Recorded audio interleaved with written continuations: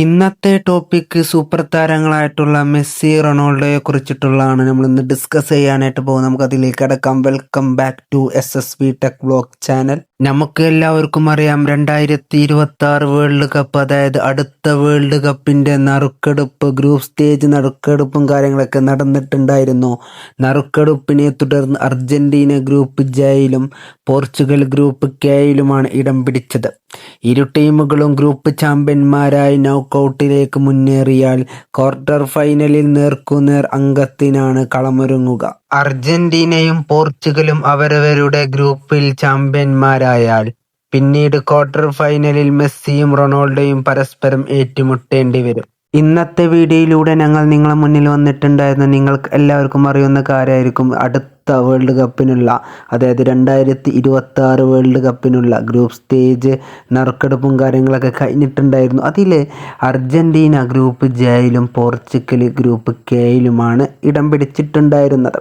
അപ്പോൾ എന്താ പറയുക, ഒരു കാര്യം എന്തെന്ന് വെച്ചാൽ, ഒരു ട്വിസ്റ്റ് എന്തെന്ന് വെച്ചാൽ, ഒരു സൂപ്പർ ഫൈനൽ വരാനായിട്ട് പോകുകയാണ്. അതായത് അർജന്റീന അവരുടെ ഗ്രൂപ്പിലുള്ള, അതായത് ഗ്രൂപ്പ് ജെയിൽ ചാമ്പ്യന്മാരാവുകയും അതുപോലെ തന്നെ പോർച്ചുഗൽ അവരുടെ ഗ്രൂപ്പായിട്ടുള്ള കെയിൽ ചാമ്പ്യന്മാരാവുകയും ചെയ്തു. അതായത് ഒന്നാം സ്ഥാനം അവർ ഈ രണ്ട് ഗ്രൂപ്പിൽ അർജന്റീന ഒന്നാം സ്ഥാനം, അതേപോലെ തന്നെ പോർച്ചുഗൽ ഒന്നാം സ്ഥാനം നേടുകയാണെങ്കിൽ,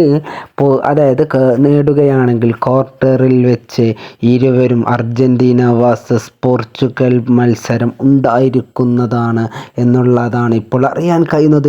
വാശിയേറിയ ഒരു സൂപ്പർ ഫൈനലാകും എന്നുള്ളതും തീരെ നമുക്ക് പ്രതീക്ഷിക്കാവുന്നതിൽ അപ്പുറമായിരിക്കും. കാരണം ഫൈനലിലപ്പുറം ഇരുവരിൽ ഒരാൾ മാത്രമായിരിക്കും അടുത്ത ഘട്ടത്തിലേക്ക് പോവുക എന്നുള്ളതുമാണ് നമ്മൾക്കിപ്പോൾ അറിയാൻ കാരണം ഈ മത്സരം, അതായത് ഈ ഗ്രൂപ്പ് സ്റ്റേജ്, അതായത് നറുക്കെടുപ്പ് കഴിഞ്ഞതിന് പിന്നാലെ ഓരോ അർജന്റീന ആരാധകർ, അതായത് മെസ്സി ആരാധകരും ക്രിസ്ത്യാനോ ആരാധകർക്കും വളരെയധികം സന്തോഷം നൽകുന്നതാണ്. കാരണം ഒരു വാശിയേറിയ അവരുടെ അവസാന വേൾഡ് കപ്പും കൂടിയാണെന്നൊക്കെ അവർ ഇരുവരും ഏകദേശം പറഞ്ഞു കഴിഞ്ഞുകയും തന്നെ ചെയ്തു.